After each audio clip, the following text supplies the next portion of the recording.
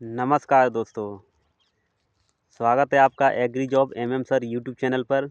अगर आप इस चैनल पर नए हैं तो चैनल को सब्सक्राइब कर लें और इसके बेल आइकन को दबा लें और लाइक करें वीडियो को। चलिए शुरू करते हैं आज एक नए टॉपिक के साथ, जिसका नाम है वीड यानी खरपतवार। खरपतवार क्या होते हैं या फसलों में किन महत्वपूर्ण अवयवों को लेकर कंपटीशन करते हैं और कितने प्रकार के होते हैं, ये सब जानने वाले हैं। बने रहिए।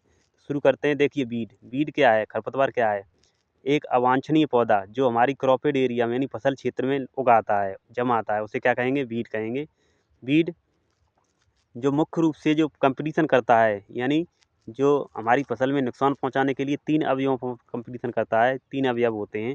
एक होता है न्यूट्रेंट यानी पोषक तत्व, और दूसरा होता है लाइट, और तीसरा होता है एयर, हवा। तीन को लेकर यह कंपटीशन करता है।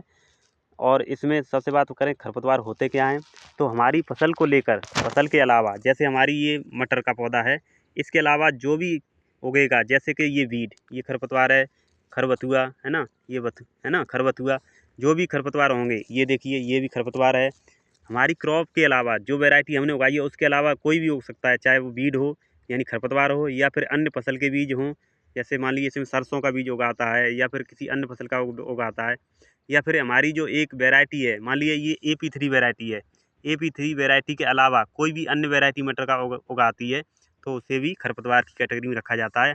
हालांकि वो खरपतवार कैटेगरी के रॉगेज के अंदर आते हैं, रॉगेज कहा जाता है उसे। ठीक है, तो ये हमारे खरपतवार होते हैं। अब बात करते हैं ये कंपटीशन क्या करते हैं, हमारी नुकसान कैसे पहुंचाते हैं।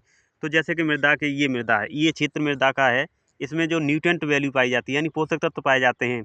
अगर मान लीजिए इसमें अकेला पौधा मटर का ही रहता तो वो उतने पोषक तत्व मटर के लिए थे। लेकिन जैसे अब ना इसमें इतने खरपतवार उगे हुए हैं, तो ये नीचे से पोषक तत्व को एब्जॉर्ब कर रहे हैं, है ना। पोषक तत्व को एब्जॉर्ब करेंगे, जो हमारी फसल को मिलने थे वो ये खरपतवार ले लेंगे, तो हमारी फसल क्या होगी, कमजोर होगी, है ना, और यील्ड अधिक नहीं देगी। तीसरी बात करें लाइट, जैसे कि बात करें लाइट जो है, प्रकाश मिल रहा है यहाँ पे। अब मान लीजिए ये खरपतवार जो ग्रोथ करके ऊपर आ जाएंगे, और ये लाइट को, इस जो हमारी फसल को लाइट मिलनी थी, प्रकाश मिलना था सूर्य का, वो नहीं मिल पाएगा, तो हमारी फसल प्रॉपर ग्रोथ नहीं करेगी और यील्ड कम हो जाएगी। तीसरी बात करें, जब खरपतवार तेज मात्रा में वृद्धि कर लेते हैं, तो हमारी क्रॉप को पूरी तरह से घिर लेंगे।